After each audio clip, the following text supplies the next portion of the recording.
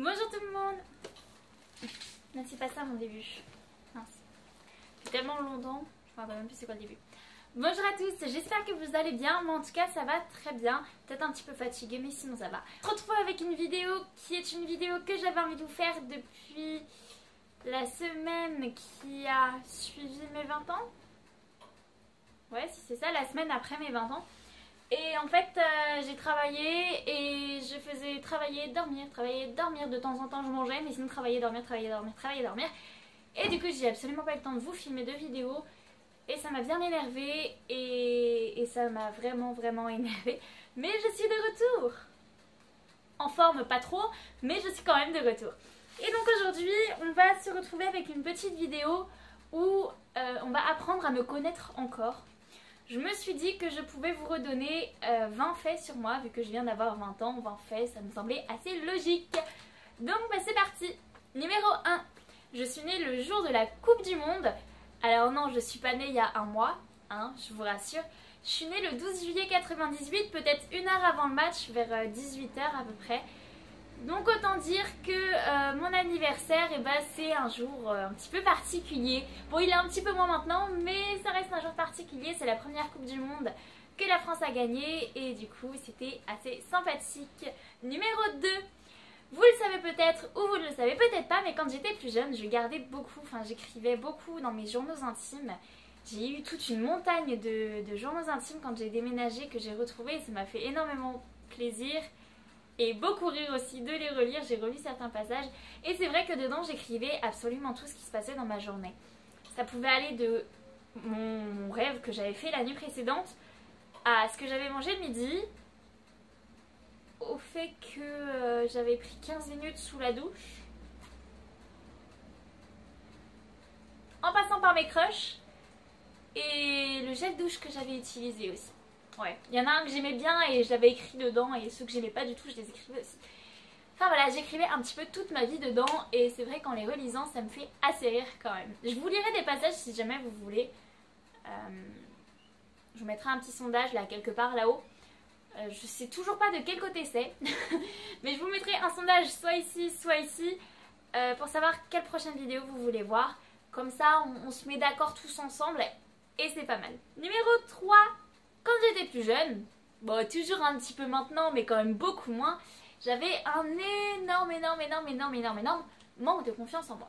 Ce qui fait que je n'allais pas vraiment vers les gens, même si j'avais quand même des amis, en général c'était eux qui faisaient le premier pas et ça a toujours été comme ça, c'est toujours les gens qui ont fait le premier pas vers moi. Je suis quelqu'un de très timide et j'ai tellement peu de confiance en moi que je n'ose pas aller vers les gens, là depuis cet été, ça s'est quand même nettement amélioré. Mais c'est vrai que je n'osais pas aller vers les gens et c'était très handicapant à l'époque. Numéro 4, mes Disney préférés, tant qu'on y a, il y a encore la déco Disney, nous avons Stitch à côté de nous, autant en profiter. Alors mes Disney préférés quand j'étais plus petite, c'était La Petite Sirène et Mulan. Je sais pas pourquoi, mais je trouve que c'est quand même deux Disney qui sont incroyables. La Petite Sirène, c'est quelqu'un qui rêve d'indépendance, quelqu'un qui rêve de liberté, qui apprend de ses erreurs. Et Mulan, mais mon dieu, mais Mulan elle était tellement courageuse, elle avait tellement confiance en elle, genre c'était mon modèle.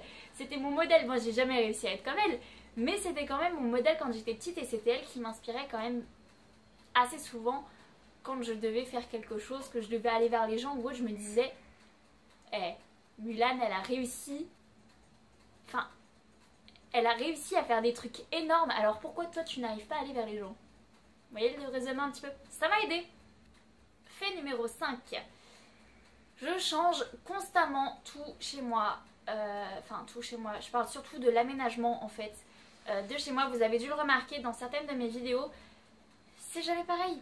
Et c'est pour ça, je n'aime pas là où je suis, je ne peux pas bouger les meubles de place et ça me stresse. Les seuls meubles que je peux bouger c'est la table et le petit cube.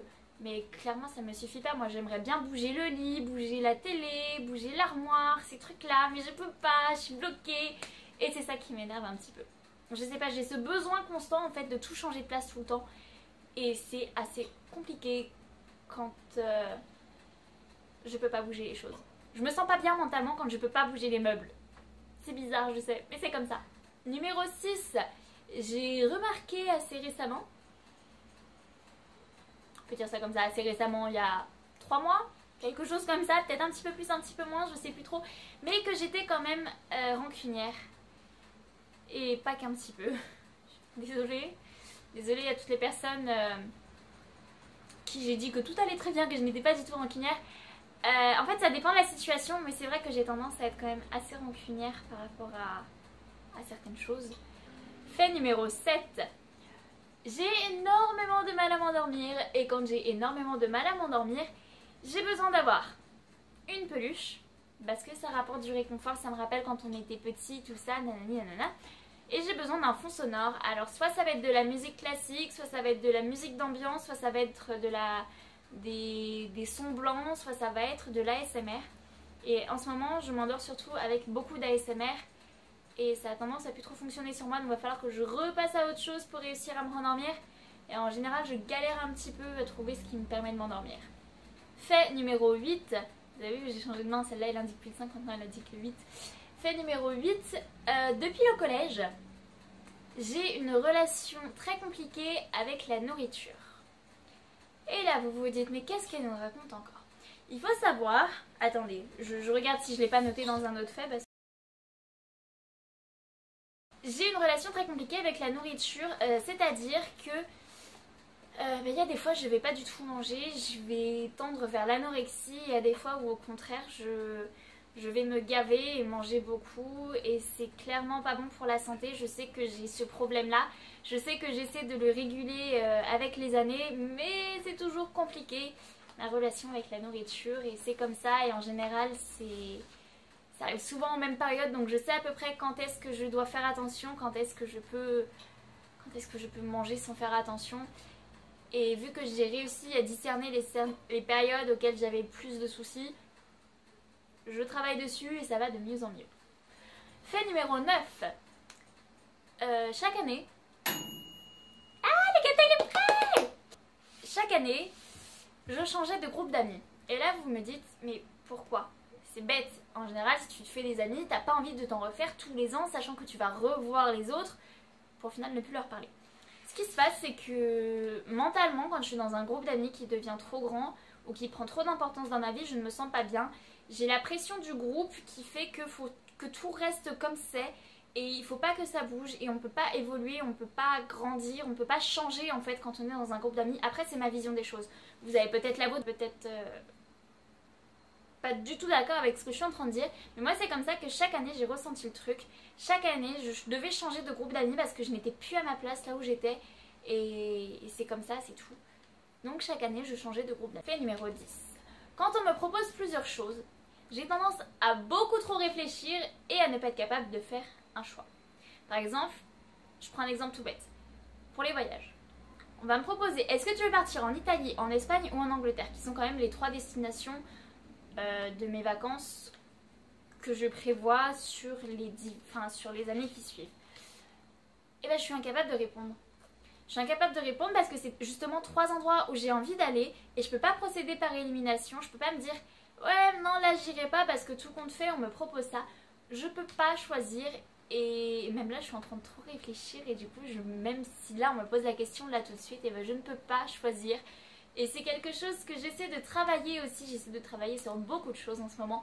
Mais j'ai du mal, c'est comme ça. Ça sent trop bon le gâteau.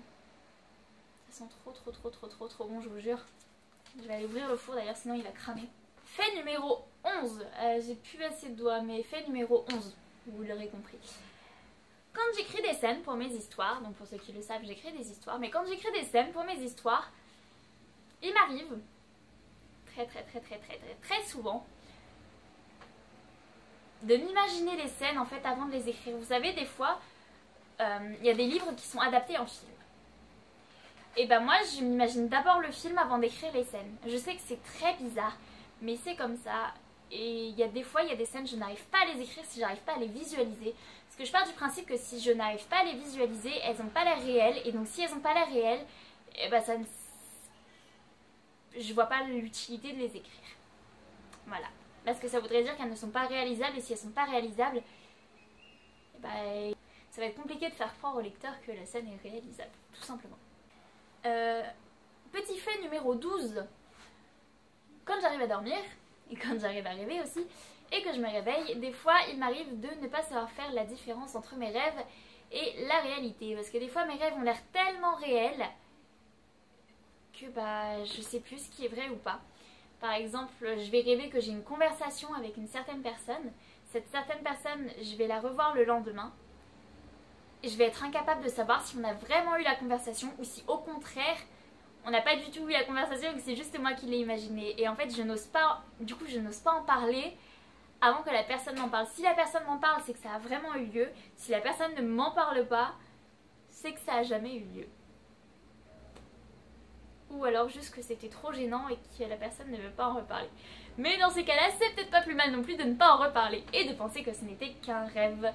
Comme ça, les situations malaisantes, quand c'est des rêves, ça passe mieux que quand c'est dans la vraie vie. Fait numéro 13, quand j'étais au collège, oui, il y a beaucoup de choses qui se sont passées dans ma vie au collège. Mais donc quand j'étais au collège, j'avais pas mal de problèmes personnels, surtout en fait concernant mes rapports familiaux. Avec mon père. Oui, avec lui. Seulement avec lui d'ailleurs. Et j'ai eu énormément de mal à accepter la situation. Et j'ai fait des erreurs. Je vous en parlerai dans une prochaine vidéo si jamais vous voulez. Pareil, ça sera dans le sondage qui est soit ici, soit ici. Je ne sais toujours pas de quel côté c'est. Mais ça sera dans le sondage qui est soit en haut à droite, soit en haut à gauche. Et si ça se trouve pour vous la vidéo est retournée et pour vous la droite c'est ici et la gauche c'est ici. Fait numéro 14, j'ai beaucoup de mal à boire de l'eau normale. Enfin je sais pas comment vous expliquer ça mais de l'eau en fait, j'ai beaucoup de mal à boire de l'eau. Et je n'ai pas spécialement envie de boire de soda ou de boissons avec du sirop dedans ou des trucs comme ça. Quand je veux boire de l'eau, boire beaucoup d'eau, je préfère que ce soit de l'eau aromatisée. Enfin, je peux couper l'eau aromatisée avec de l'eau si vous voulez, mais pour boire de l'eau, je préfère que ce soit de l'eau aromatisée comme celle-ci.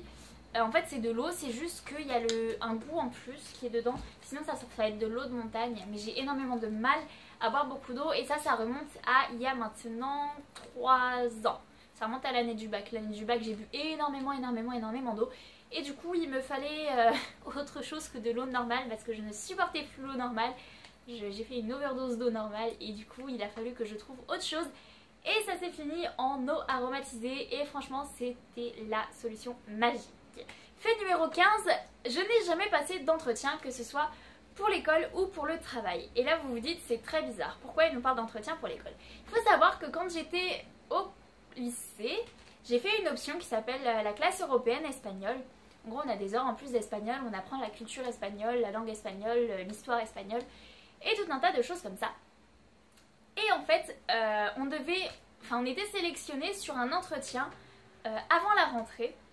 Et il faut savoir que moi, je ne l'ai jamais passé. J'ai réussi à passer par-dessus en fait et à contourner l'entretien parce que je faisais déjà justement l'option classe européenne espagnole au collège, donc ça m'a donné un petit peu un passe-droit et je n'ai pas eu à faire de CV, de lettre de motivation, ni de passer d'entretien et ça c'était top.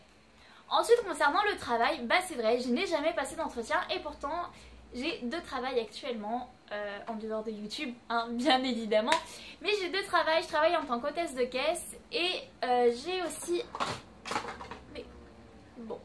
et un travail d'accueil en gare et pour celui-ci c'était en fait j'ai été recrutée grâce à mon CV et ma lettre de motivation. J'ai jamais passé d'entretien pour quoi que ce soit et c'est vrai que vous vous dites ouais c'est plutôt pas mal, sauf que quand je vais quitter ces 2 travails là, il va bien falloir que j'aille postuler ailleurs, il va bien falloir que je passe un entretien d'embauche et je n'en ai jamais passé, je ne sais pas du tout à quoi ça ressemble. Ça va être marrant le jour où je vais devoir en passer. Fait numéro 16, des fois dans ma vie quand ça ne va pas, ça arrive plus trop, enfin ça dépend, c'est coup-ci, coup-ça. Mais de temps en temps, quand ça ne va pas dans ma vie, j'ai besoin de m'enfermer dans une pièce toute seule. En fait j'ai besoin de m'enfermer dans un endroit assez petit, assez restreint pour que je puisse me sentir vraiment seule et vraiment pouvoir me recentrer sur moi-même. Après je vous dis un petit moment, j'ai besoin de rester un petit moment. Petit moment, des fois qu'on prenait vraiment très longtemps. Ça peut aller de, je sais pas, 15 minutes à peu près à une après-midi, facile. Je pense qu'on peut aller jusqu'à une après-midi, je pense que je l'ai déjà fait. Et ça c'était quand Quand je révisais le bac, ça allait pas du tout, j'étais déprimée, j'en pouvais plus, j'avais juste une envie, je révisais plus de 5 heures par jour d'affilée et vraiment j'en pouvais plus, je saturais et j'avais besoin de m'enfermer. Et donc du coup ce que je faisais, c'est que j'étais encore dans les lits superposés, j'étais dans le lit d'en dessous et du coup je mettais toutes les couettes autour et ça me faisait mon espace dans lequel j'étais bien, j'étais tranquille et ça, c'était tellement mieux. Là c'est plus compliqué, si je veux m'enfermer quelque part, faut que j'aille dans l'armoire. Du coup je peux pas. Ah oui je sais, je suis une fille très bizarre, mais sinon mentalement je vais très bien. Fait numéro 17. Non, ça me fait rire parce que du coup c'est un petit peu particulier celle-là. Mais mes relations amoureuses sont une catastrophe. Et quand je dis catastrophe, je le pense vraiment, c'est vraiment le mot qui me vient quand on me dit relation amoureuse et qu'on rajoute moi derrière. Le mot qui me vient, c'est catastrophe. Mes relations amoureuses sont une catastrophe depuis que j'ai quitté le lycée. C'est un truc de fou. Je sais pas ce que j'ai fait, mais voilà, depuis le lycée, mes relations sont une catastrophe. Fait numéro 18, l'été 2015. Mais c'est ça, c'est l'été 2015. C'est l'été où j'ai tué le plus de mouches avec une tapette à mouches. Oui, c'était la première année que j'en utilisais une. Et je pense que j'ai dû en tuer énormément. Je crois que j'étais à plus de 20 mouches par jour sur 2 semaines. Ouais, je pense que j'ai tué pas mal de mouches cet été-là. Le numéro 19, vous le savez peut-être si vous avez regardé mes vidéos DIY, mais je suis fan de washi tape. Le washi tape, qu'est-ce que c'est? C'est tout simplement le scotch coloré. Je sais pas, justement ça rajoute de la couleur partout, ça rajoute des notes de bonne humeur en fait tout simplement. Et franchement si ça ne tenait qu'à moi j'en mettrais absolument partout. Mais il faut rester modéré parce que c'est pas donné non plus, même si on en achète à Action et qu'on en a 3 pour 2 €. Et fait numéro 20, je me suis jamais dit ça les autres années. Mais là vraiment cette année je me dis que c'est enfin le temps que je travaille sur moi et que je fasse tout. Mais j'ai prévu de faire de l'année de mes 20 ans la plus belle année de ma vie. Que ce soit au niveau rencontre, que ce soit au niveau activité, que ce soit au niveau mental, que ce soit au niveau YouTube, au niveau projet, au niveau... Je sais pas, il y a tout plein de trucs. Et vraiment j'ai prévu de faire de cette année-là, l'année qui est en train de se passer, la meilleure année de ma vie. Donc j'espère que vous ferez partie du voyage. En tout cas, moi vous serez toujours les bienvenus. Je partagerai toujours autant de choses avec vous, même peut-être plus. On verra ce que ça donne. Mais voilà. C'est tout pour cette vidéo, j'espère qu'elle vous a plu. Si c'est le cas, n'hésitez pas à mettre un petit pouce en l'air, à vous abonner si ce n'est toujours pas fait. Et moi je vous dis à bientôt dans une prochaine vidéo. Ah d'ailleurs, n'oubliez pas de voter dans le sondage pour quelle vidéo vous voulez voir en prochain. Ça va rien dire ce que je viens de dire. N'oubliez pas de voter au niveau du sondage qui est soit ici, soit ici. Quelle vidéo vous voulez voir après celle-ci. Donc certainement la semaine prochaine, si j'arrive à dormir et à manger et à travailler et à vous filmer et monter des vidéos. Et moi je vous dis à bientôt dans une prochaine vidéo. Bye!